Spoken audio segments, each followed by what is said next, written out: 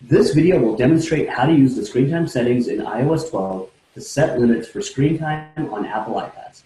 These settings are available on all Apple devices that are capable of installing iOS 12 and not just MISD school-issued iPads.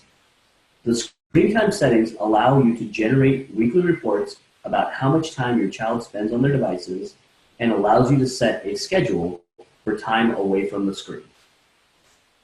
I've actually already opened up the settings app on this device here.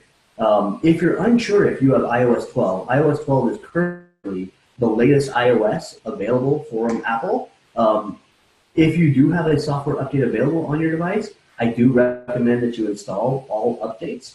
In order to do that, if you go to the General section and click Software Update, it will tell you whether your device is up to date or whether there's a software update available for your device. Again, if there is an update available for your device, I do recommend, and MISD recommends that you do install those updates to be able to take advantage of some of these newer features.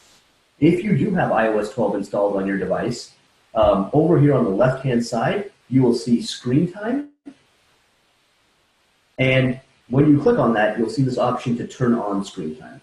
When I click that, I get a nice summary of some of the settings that are available within screen time. Again, as I mentioned, you are able to get a weekly report with insights about how your child is using their device. You can set a schedule for time away from the screen and also set daily time limits for app categories that you want to manage.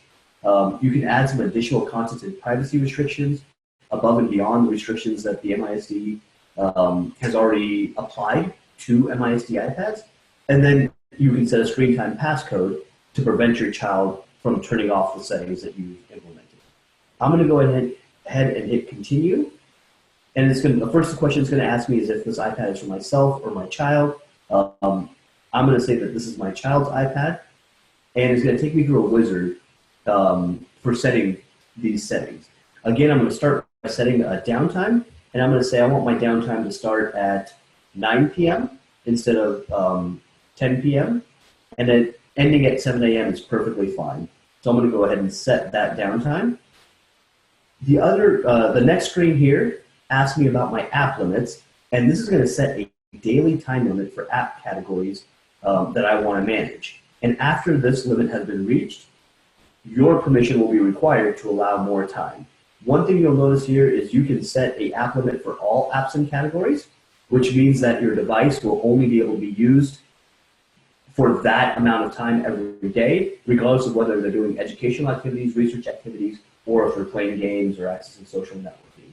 Or if you click Show All Categories, you can restrict simply things like social networking, games, entertainment, other app categories like that, and just as an app limit for those categories, at which point they'll be able to continue to use educational apps or access the internet. They just won't be able to play social networking, games, entertainment beyond the app limit that you've set. So once I've selected my categories, for example, if I select social networking, games, and entertainment, I can come down here and set a time amount and say, I really only want to allow, let's say maybe an hour and a half for those type of activities. And again, you can choose what time is appropriate. The other option that you'll have is as we finish this and we get into the settings, you can add additional time limits. So you can set a time limit to say, well, I only want the iPad to be used for anything for 6 hours a day, but I want to limit games to 30 minutes, or games, entertainment, and social media to 30 minutes. You have quite a bit of options here, and I'll show you that in a second. So I'm going to go ahead and set this app limit. This is just telling me that I can set some additional content restrictions and privacy settings. I'm going to go ahead and hit continue, and then it's going to prompt me to enter a parent passcode. I'm going to go ahead and enter a 4-digit number, and this again is a code that you would not want to share with your child. If they had this passcode, they'd be able to disable the settings that you put in place here. So once it was giving me a little time check there.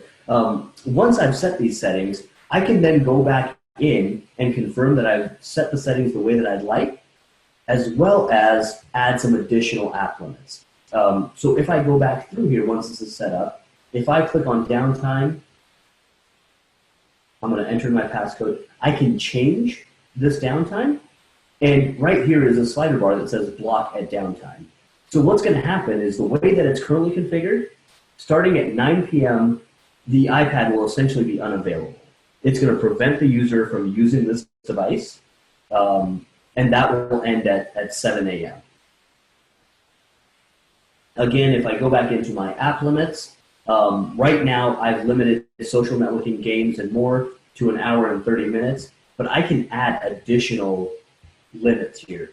For example, if I want to limit maybe everything that's classified as other to 4 hours, and I'm going to block that at the end of the time limit, I can also customize the days to say, well, you know what, I'm okay with them using the device a little bit more on Saturday and Sunday, but definitely Monday through Friday, I want to limit those. So I can change this and say, okay, I'll allow them to use maybe 8 hours on Saturday and Sunday. And again, this is completely up to you. I'm choosing some arbitrary numbers here to put into place just to demonstrate some of the functionality. This isn't necessarily a recommendation for how much time you should allow for social networking, games, entertainment, or other apps there.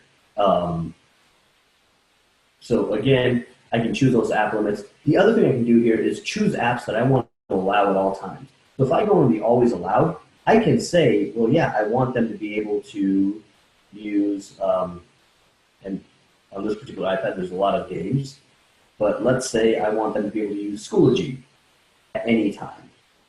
At this point, I'm going to remove messages. I'm going to remove FaceTime for this. Maps doesn't need to be in here. So what will end up happening is Schoology will be allowed past that time limit that I set. Oh, yep. Schoology will be allowed past that time limit that I set, but other apps will not be. So at that point, when I've selected the apps that I want to allow at all times, I can go ahead and move on there. And then under the content and privacy restrictions, I can further restrict some of these settings beyond what the district has already restricted.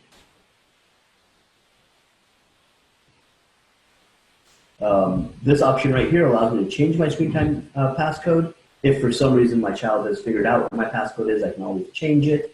And I can also share this because if I'm signed into an Apple ID or an iCloud ID across multiple devices, I can share these settings across multiple devices.